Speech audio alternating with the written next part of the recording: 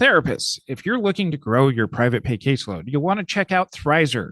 Thrizer makes therapy more affordable for your clients up front, saving them on average 70% per session, all while you earn your full private pay rate. Check out join.thrizer.com/modern therapist to learn why thousands of therapists and clients are using Thrizer. Since 2007, Buying Time has supported entrepreneurs and therapists on their admin, marketing, and bookkeeping needs, and so much more. Check out their free Buying Time Systems Inventory Checklist to uncover hidden expenses and optimize spending in your practice. Find that at buyingtimellc.com/MTSG. You're listening to the Modern Therapist Survival Guide, where therapists live, breathe, and practice as human beings. To support you as a whole person and a therapist, here are your hosts, Curt Wiita and Katie Vernoy. Welcome back, Modern Therapists. This is Modern Therapist Survival Guide. I'm Curt Wiita with Katie Vernoy, and this is the podcast for therapists about the things that we do in our profession, the things that go on in our lives, the ways that we go about doing our business and handling things as a professional. And this has been kind of an unspoken rule that Katie and I have tried to follow for the last couple of years. Now I'm just blatantly speaking it out loud. You're letting our secrets out. I'm letting our secrets out. There are plenty of podcasts out there about how to run your therapy practice and do your business things. And Katie and I have talked about it as far as Curt and Katie knowledge on this stuff before, but we've had some business coaches here and there. But we have largely said, no more business coaches on our podcasts. And we have our very good friend, Carrie Wiita, and she has such a cool idea and a cool way of approaching this that we have said, all right, we are unshunning business coaches for one episode. We're going to have Carrie come over. So thank you so much for joining us, Carrie. Thank you so much for breaking your rule. I do think I might challenge that description. I don't think I would call myself a business coach. Oh, thank goodness. Yes. We're not breaking the rule then. You're not. You're not at all. Reshunning business coaches. All right. Well, we want to get you a proper intro. So to begin with, we're going to have you answer the question that we've sent to all of our guests that come on. Who are you and what are you putting out into the world? It's so exciting to get this question because I have listened to your podcast since I got accepted into therapy grad school. And so it's so fun to be here in this capacity. So my name is Carrie Wiita, and you may know me previously from the Very Bad Therapy podcast that I co-hosted for a while there with Ben Feynman. But now not a business coach. I like to call myself a marketing therapist for therapists. In my master's program, I did my thesis on the intersection of marketing and psychotherapy. And I created a marketing and professional identity development framework for therapists called Interpersonal branding. So that's what I teach now. Still sounds like business coaching, but we'll let it slide. No, I think that's fair. It's fair. It's a fair assumption. I totally get why it sounds that way. Maybe by the end of this, we'll have challenged it. I just know that I'm pretty sure it was Joe Muirhead on your show talking about people who call themselves coaches, but aren't. And I know that I personally have a hard enough time keeping my own life on the rails that I do not put myself out there as having the ability to do that for anyone else. So that's not what I do. Got it. What I do is different. All right. And we'll link to that episode with Joe over on our show notes at mtsgpodcast.com. So you listen to us, you know that we start a lot of our episodes with what do coaches get wrong about marketing for therapists? You wouldn't be distancing yourself from being a therapy business coach, at least to this level, if you weren't thinking they're doing something kind of wrong. Yeah. We're not worried about shaming them at this point. We just want to know what therapists need to know about bad marketing coaches. Yeah. I get it. That's why I got into this. That's why this interested me in the first place, because there was something about the way our field kind of deals with marketing that just rubbed me the wrong way. I'm not going to say that I think that other marketing coaches or business coaches in the field are quote unquote doing it wrong, because obviously it worked for them and it does work for some people. It's just like therapy in that way. You know, there are therapy approaches that some therapists swear by because it worked for them they got EMDR and now they're all in, right?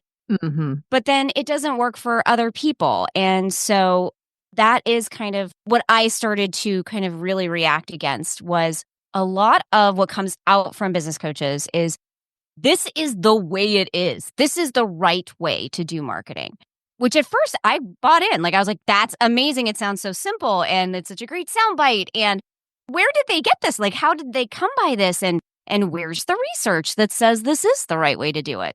And the more I dug, the more I realized, oh no, there isn't any research about what marketing works in our field specifically, either for clients or for therapists. There is only anecdotal experience evidence.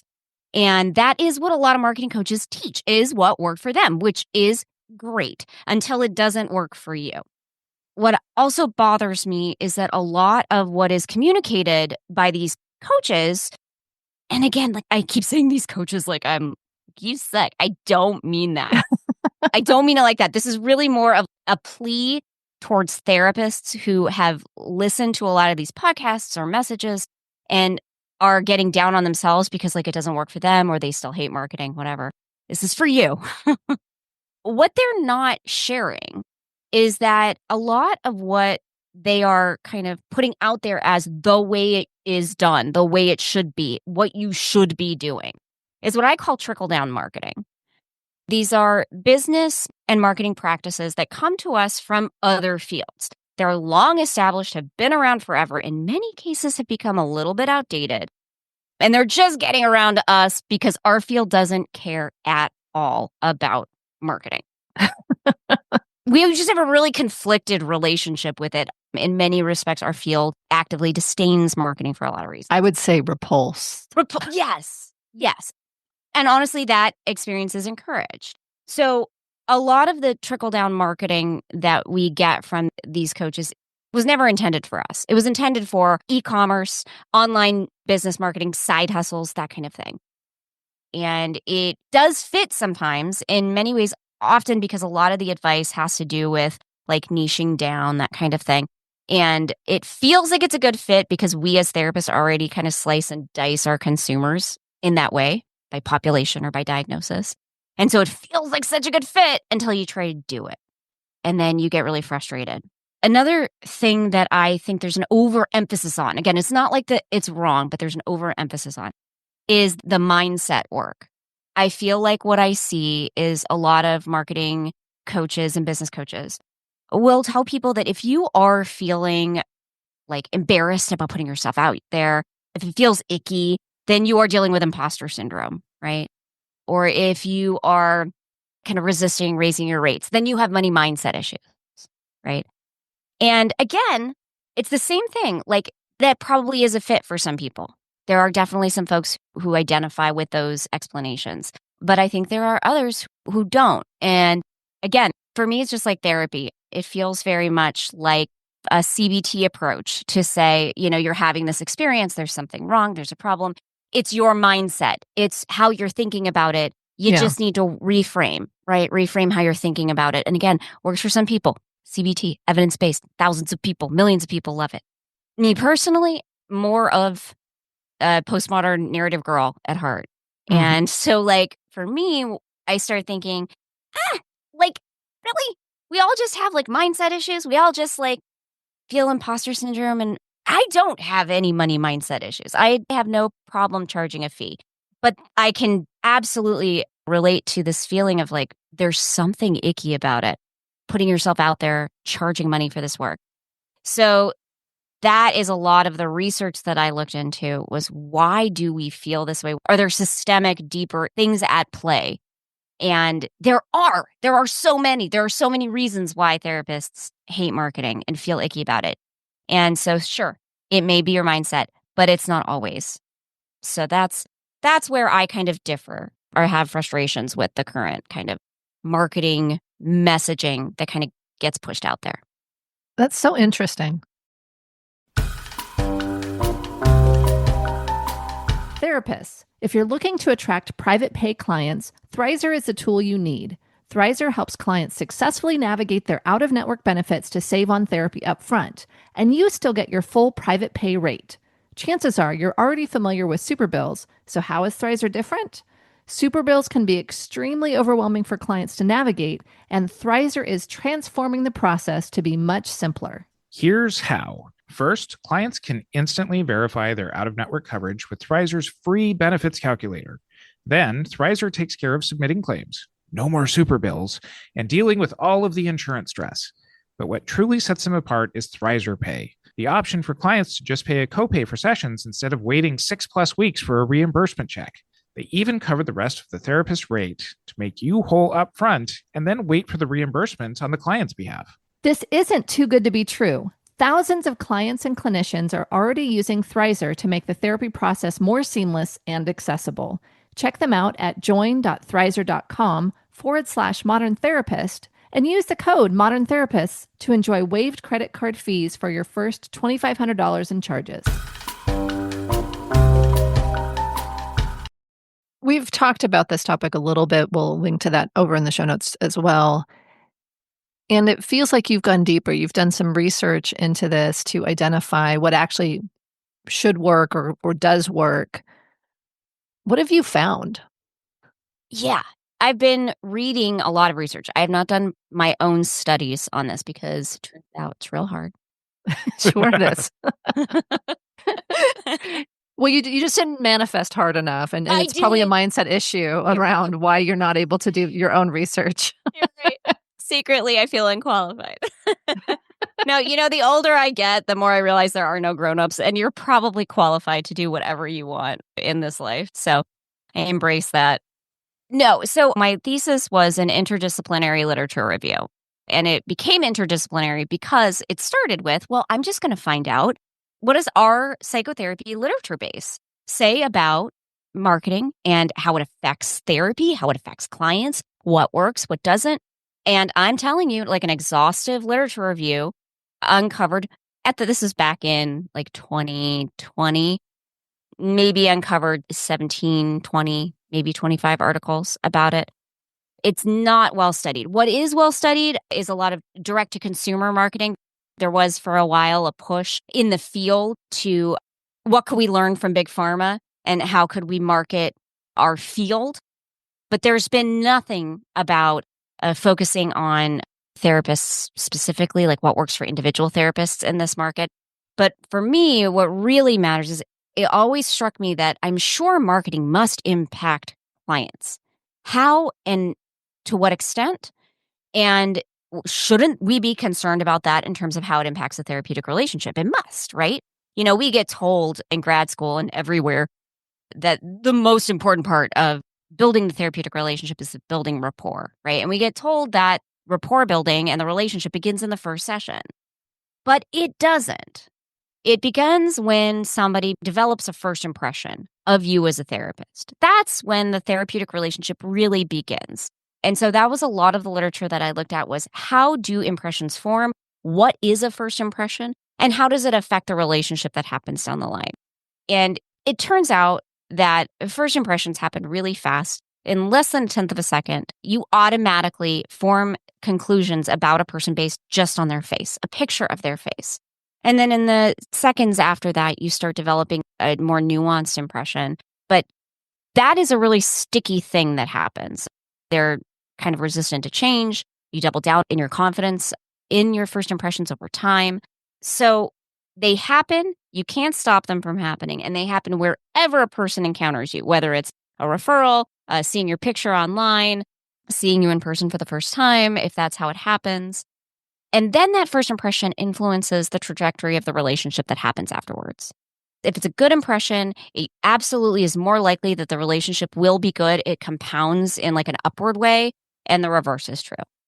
So it makes perfect sense to me that and what we know from the common factors research is that the therapeutic relationship is one of the key pieces of therapy that is associated with improved clinical outcomes, no matter your approach to therapy. So if this is something that is so central to delivering good therapy outcomes for our clients, and this is the hill I will die on, is that marketing is clinical. It is absolutely a central part of the therapy service you provide. Marketing is clinical in that it sets the foundation for the therapeutic relationship, and it allows you to optimize and leverage the relationship client expectations for therapy and client preferences for therapy. It's this huge clinical opportunity we have that we overlook in many ways because our field tells us we should hate marketing, we should resist it, we should reject it, we should feel embarrassed if we do it. I hate that. So what should people do as far as marketing as this first therapeutic intervention? Should I just plaster my face out on billboards and say, if you like this face, come see me? I mean, that is definitely one way to go about it. And to be honest, like that is true. Like it is unfortunate. There is, to a certain extent, you cannot control the idiosyncrasies of the impressions that are formed by other people about you. There is an extent to which it's uncontrollable. So yeah, some people will like your face and some people will not like your face. More important, some people will look at you and think, you look like a therapist to me and you look like the right therapist for me. And some people will not. And that's unavoidable. And I actually think it's great. I think good marketing should do two things in equal measure. It should inspire approach behavior in right fit clients and avoid behavior in wrong fit clients. Because one of the problems that we have in our field, right, is dropout, particularly early dropout. And that is a clinical problem, but also a business problem for therapists. The most often occurring number of sessions in our field is 1. And that means that a lot of clients set an appointment, get to the first appointment, to the intake session, and then never come back. And what I think happens is they make the appointment, form an impression. They have an idea of who the therapist is, what therapy is going to be like, and whatever that impression is that they make in their head, by the time they get to the first session and show up for it, they're hoping that that's what they're going to get because they've decided like that might work for me. For whatever their unique brain process is, for whatever reason, they think the story they've told up in their head about what this is going to be like, it's likely to work, so I'm going to show up. And then what they get in the first session is not what they put together in their head. So I think marketing for therapists needs to do 3 major things, but one of the major things is to enhance a client's predictive capacity. Therapy services are extremely intangible, and in this way, they differ from a lot of other purchases that consumers make. And so that causes a lot of anxiety on the consumer side. So it's not like buying a car where you can test drive it before you buy, or like a t-shirt where you can try it on in the store and make sure that this purchase will be worth the money, will be worth the investment, right? And even with a lot of those purchases, you have the security of knowing that if after you make the purchase, if you decide this wasn't a good choice, you can take it back. There's some mechanism by which you can recoup what you put out. With intangible services like therapy, that's not possible. So what this does is it ramps up consumer anxiety before they make the purchase. And what that looks like in the consumer life cycle is a lot of shopping and a lot of data gathering. And what they're trying to do is collect information that will help them form a better prediction of what therapy with you is going to be like. And that's what I think marketing should do. I think marketing should be communicating to potential clients what you're like, what therapy with you is going to be like, so that first of all, so that you can honor their preferences. They should be self-selecting by their strong preferences. If you are a super woo-woo therapist, I want that all over your stuff so that the person who wants, a mind doctor takes one look at your website and bounces. Don't waste their time and don't waste your time. So that, I believe, is a fair thing to do for clients and the best thing you can do for your marketing. There's 2 thoughts I have. The first one is, in our field, this is, I think, mostly changed, but folks want to be professional. They want to look polished. They want to have all of that. And if that's not how they show up in the room, this completely decreases the predictive ability of the consumer. And so to me, it suggests, I'm just repeating what you said, the woo-woo website, right. the whatever, but actually having a headshot that looks like you, right, and all of those things. So that's a thought. The other question I guess I want to get to is around the amount of self-awareness that's required to be able to put yourself out there appropriately or effectively, maybe that's a better word, in this space.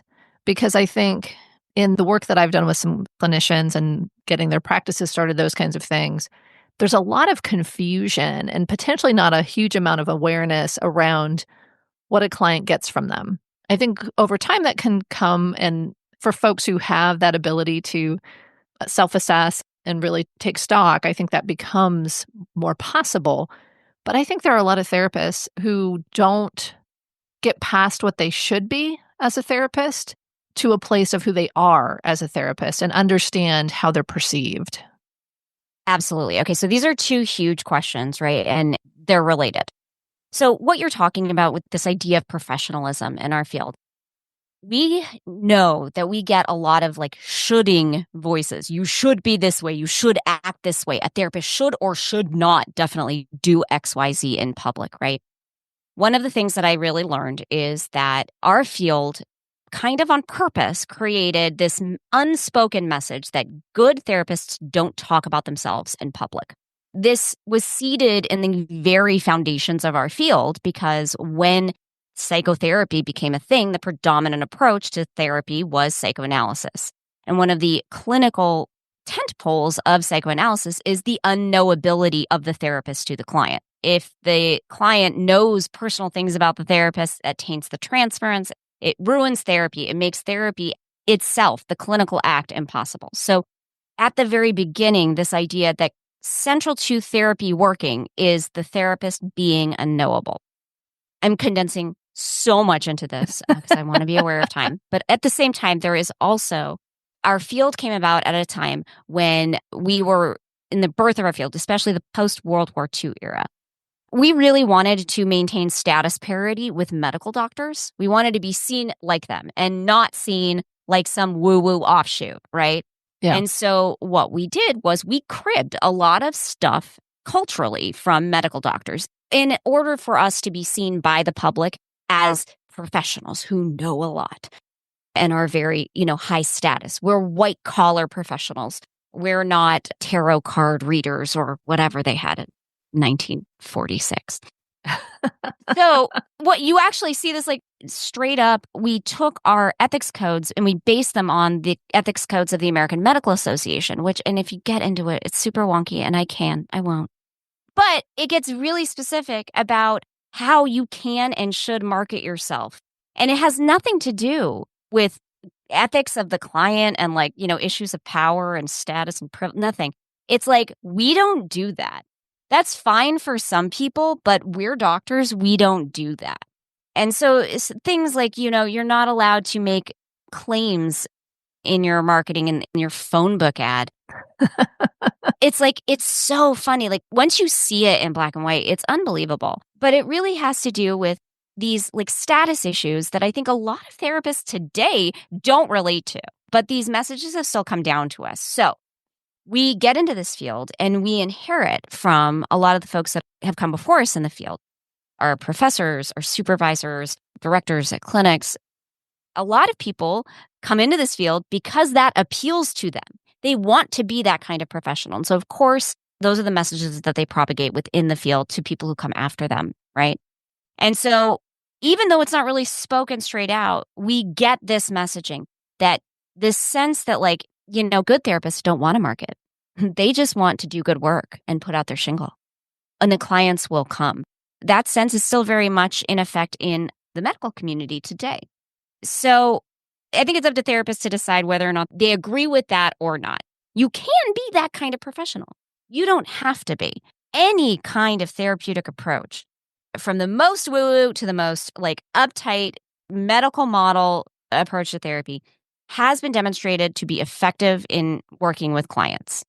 It has more to do with the individual therapist than any specific approach to therapy, what works best for clients. When you hire Buying Time, you get an entire team of accountable, knowledgeable virtual assistants with different specialties. It's a pretty amazing one-stop shop for your business needs. And I should know, I've been a happy customer of Buying Time since 2015. Buying Time has helped me and other therapists with admin and client customer service, finances and bookkeeping, including sending out invoices and super bills, setting up automated systems to take care of clients during onboarding, marketing, including websites, social media, blogs, and newsletters, and a whole lot more. Buying Time believes in streamlining, efficiency, and being cost-effective. So they help you to regularly evaluate systems to make sure you're not paying for programs and platforms you don't need. And they've put together a free systems inventory checklist to help all of us to uncover hidden expenses and optimize spending in your practice. Go to buyingtimellc.com/MTSG to get your free checklist now.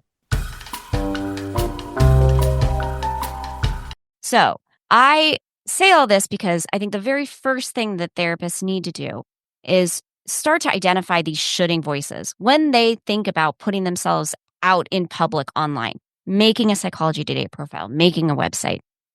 Dude, start listening to the voices that start coming up for you. For a lot of people, it's this like amorphous, what is my old supervisor going to think? Or what are my peers going to say behind my back about this website I'm building? For some people, it's family members. What are my family members going to think about me putting this out there? Start tracking those, and just you have to be aware that where this is coming from for you. And it's a highly, highly personal process. For some people, for example, if it's a family thing, right? There may be some things that you are not comfortable talking about and making a part of your professional identity because it could hurt or offend or somehow harm your family members. That's a personal decision that you have to make, but that you get to make. There are also plenty of options for taking a totally different approach to your professional identity. And that hasn't found to be counter to clinical work either. So being a woo-woo therapist, that's going to be a perfect match for a client who is looking for a woo-woo therapist. So that's leads to your next question in terms of building, like, how do you even figure out who you are? It starts with figuring out what isn't yours, what comes from outside, and what are voices that you're afraid of what someone else will say when you post something, right? Then it starts with a real introspection about you. You are different from every other therapist. The first time you ever did a session, you were different from every other therapist. You bring, and this is what's core to interpersonal branding, is you are experienced by others in a certain way. There is something that people want from you, that people come to you for, that people get from you. And it's a process of figuring out what that is and using it in your clinical work. The reality is it doesn't start from today. You have been doing this your whole life. We all have. As social creatures, that is self-presentation, and the management of self-presentation is something that we do on the regular from the time we start to learn social skills. So there's things that people assume about you when you go out into the world, right? And so that is data that you want to start incorporating it. Know that when you sit down in a chair with a client, it's likely that they're having a similar reaction to every other person that you've met in your life. And that's where then the process of interpersonal branding is, how do you work with that, or how do you change it? So how do you work with that, or how do you change it? It takes a long time. It doesn't take a long time. The reality is it starts with, if you're working with clients right now, you're doing it. You've got an interpersonal brand. Your interpersonal brand is simply what you're putting out there, how you're experienced by others. But it's unfortunately also the professional identity that you need to live in and wake up and do and perform every single day in your professional life. And just getting into this later, but like, you get one public professional identity these days, one. And so if you're a therapist, that is going to be your main career, then that one public professional identity most likely needs to serve that career. So what you're describing is, this is why Dwayne Johnson plays the exact same character in every movie. I mean, yes. Yeah, exactly. I think that that's part of it. And it's based on a concept called context collapse. So before the internet, we all had, like these different silos of experience in our lives, these different contexts. So you had your family, your work friends, your, church friends, your friends, right?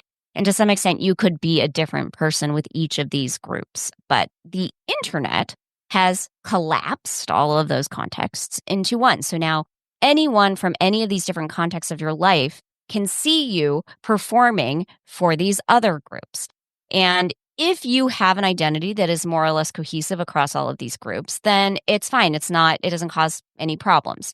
But if you are acting drastically different in front of these different groups, you risk what's called an expectancy violation. This is where someone's expectations of you are violated. And in the research, it shows that what happens when an expectancy violation occurs is the person experiencing that experiences a breach of trust, experiences it as a breach of trust. And it starts to erode faith in the relationship. So it feels like a betrayal. Like you told me you were this person, and now here I see you being a different person. So where's the lie, right? Because of this, it's very difficult. And therapists are so aware of this. It's difficult to navigate and maintain all of these different identities because we get told, when we come into the field that, oh, well, there's your personal life. Keep that on lockdown. No one should know anything about that. And you should be all about your clients, and the focus should be on your clients when you're working as a therapist and being a therapist. It's impossible these days. There's some great research out there right now. There's no answers, but there's some interesting papers on particularly how strongly psychodynamic therapists deal with this. And what does this mean for the practice of psychodynamic therapy? Because in that approach to therapy, maintaining a more blank screen, blank slate, whatever you want to call it, is pretty critical to the therapeutic relationship and the actual work. And so scholars are doing some good wrestling with what does the modern era mean for us. Most therapists have a more eclectic, integrative, whatever you want to call it, approach. And there tends to be more of a relaxing around those sort of boundaries. And so you can have more of your personality show through. The truth is, this public professional identity that you have, it has to feel comfortable for you. So it has to be meaningful and authentic to you so that your career is sustainable. Because again, you have to wake up and do this every single day. But it also has to be useful to your clients. It has to be something that they can make use of in the work of therapy. So whatever that means, it can mean a million different things. Some people who are going into therapy, the therapist they need and want is Sigmund Freud. Does that mean, genuinely, so does that mean we should all be wearing, tweed jackets and having a pipe and, no, that's not going to fit for a lot of people because there are also clients out there who think, I want the woo-woo therapist who does tarot cards in session with me. And that is also legitimate. So I know that when I say this stuff, a lot of times the reaction is oh my God, it sounds like a lot and it's going to be a huge journey to get there. And it can be because what we're talking about is designing the professional identity you want to be. My work really relies on the concept of the project of the self, this idea that one of the things that we are doing, all of us as humans, is working on this project of the capital S self, which is, trying to put together things that add up to our ideal person that we would like to be in the world. And in a socially constructed environment, what we do is kind of collect symbols that represent to others that, hey, I'm a little bit closer to this person that I want to be. And I think marketing does that. Marketing can help you create that and become the person that you want to be in a public way. And so that person is always going to be far out there and they're always going to be changing. This is a constant process of evolution. That's why I designed a framework that is purposefully iterative and dynamic. It's not a step-by-step 5 easy steps to your public professional identity. No, I'm I hate to break it to you, but if anyone is selling you that, it's just like therapy. Would you believe anyone who's 5 easy steps for the perfect relationship? No, you wouldn't. And unfortunately, marketing is just like that because it really comes down to so much more than just social media engagement. It's about your relationship with yourself, your relationship with your clients, who you want to be in the world, the career you want to have. So yes, you're always working towards who you want to become. But the reality is you've got a session in 30 minutes and you are going to be somebody when you walk into that session. So who are you going to be? You don't have time to develop it. It's who are you now? That's where you start from. And therapists, so many of us have this like, I'm going to get it wrong. Like, there's no wrong. There's no wrong. It's, again, everyone's making this up. No one knows what makes a good therapist. Anyone who says they do, that they know, literally hasn't read the research.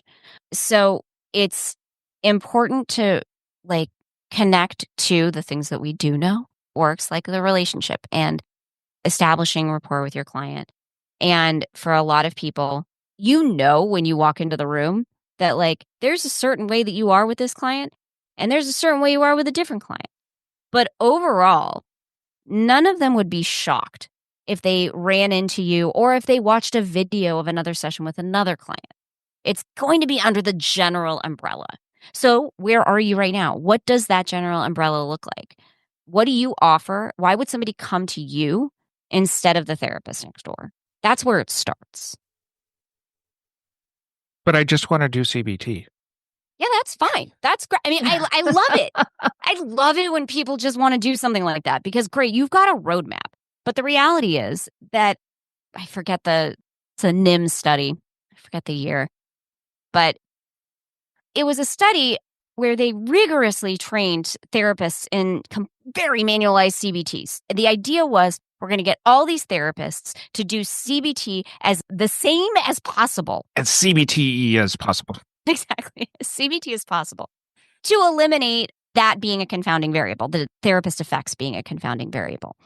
And the idea was everyone was going to do therapy as close as possible to the same way.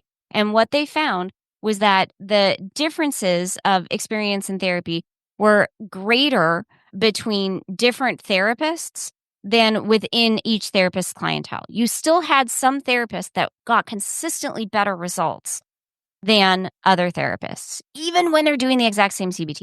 CBT coming out of you is going to be different from CBT coming out of Katie, right? So, and I don't care how manualized and how rigorous you do it. And so if you want to do CBT, great. What your marketing is going to be is all about explaining to your client why CBT is the gold standard, why they should want it, who it works for, what it looks like, what it does, because clients don't know. They need to be educated about it. And then you need to figure out how people experience you and work that into your interpersonal brand, because that is what differentiates you from other people. I could talk about this forever, and the place that my mind is going is a way longer conversation, so maybe you'll have a to be continued kind of answer. But when we talk about the interpersonal, the co-creation of how you're received with your clients, there's 3 things that I thought of. The first one is I got into being a therapist as a first career, and so I was developing as a human while I was learning how to be a therapist. And I had this whole conversation with somebody at a conference. We actually recorded it. I don't know where it ended up, but if you aren't fully developed in yourself and you become a therapist, I think there's a whole other self-exploration that needs to happen because there's so much about you that's still under construction. But then the other 2 things are really about personal growth and safety. I'm thinking about code switching and autistic masking, and how much there would be a need to understand how you show up authentically, but also how you show up safely, and also how much you know about yourself if you're learning new things about yourself over time. So I don't know that I have a full question there. I think there's so much to discuss there, but I'm going to reflect on the fact that this can also be a very dynamic process from what you talked about as you're learning yourself, as you're understanding safety and society changes, and how much I can fully show up with all of my neurodivergence or all of my, fill in the blank, I think are things that are going to be part of this conversation too. Yeah. You're never a fully formed person or fully developed person. You're always in this process of development. And the truth is that everything is just marketing strategies and tactics. And it's free on the internet, guys. It's everywhere. You can learn how to do anything. But none of it helps if you don't know what you're selling. If you don't start with that piece, who are you? And so that's what I do, is I help people figure out, I help therapists and service providers Figure out who are they professionally, because it is different. And Katie, you hit the nail on the head. This is something I go in depth on in my program, is how do you navigate when your identity is oppressed, marginalized, right? And maybe not as marketable. It's a really tough space to be in. And it requires a lot of decision making up front. But I do think it's what a lot of people struggle with when they get marketing advice that is really meant for a dominant culture and doesn't feel right to them. And then they get hit with, well, do you have imposter syndrome? Yeah. So Yeah. maybe not. It might be something bigger going on. Yeah. Yeah, there's so much there. I think there's a lot longer conversation around that, because I think that, yes, they might not be marketable, or it might be extremely marketable, but also put them in the line of fire. And so I think it's important to have the conversation about the vulnerability of selling yourself. Yep. It's really selling a relationship with yourself. I just want to throw that out there, because we get told that marketing is selling ourselves, and it genuinely is selling a relationship with you. I like That's that the clarification. Where can people find out more about you and your program? And have you ever considered doing a podcast before? My podcast co-host left me for another field. But yes, you can find me at www.interpersonalbranding.com. I'm going to be starting a weekly free marketing strategy class. So go there, sign up, because I want to teach you the basic stuff that's really obvious to find if you know where to look, and should be free. You can also get on the wait list for my program. And we will include links to all of those in our show notes over at mtsgpodcast.com. Follow us on our social media. Join us in our Facebook group, the Modern Therapist Group, to continue on with this conversation. And until next time, I'm Curt Widhelm with Katie Vernoy and Carrie Wiita. Remember to check out Thrizer if you're a private pay therapist. Clients just pay a copay for your sessions while you earn your full private pay rate. They are transforming the out-of-network benefits process. No more super bills, no more reimbursement calls, and the best part, no more reimbursement waits. Check them out at join.thrizer.com/modern therapist. Buying Time is a full-service virtual support agency that is standing by to support you in your practice. It's time for you to get out of the day-to-day and bring in someone you can trust who has the experience to help you with all of your business needs. And don't forget to go to buyingtimellc.com/MTSG for your free systems inventory checklist to get on the path to less expenses and more profit. Thank you for listening to the Modern Therapist Survival Guide. Learn more about who we are and what we do at mtsgpodcast.com. You can also join us on Facebook and Twitter. And please don't forget to subscribe so you don't miss any of our episodes.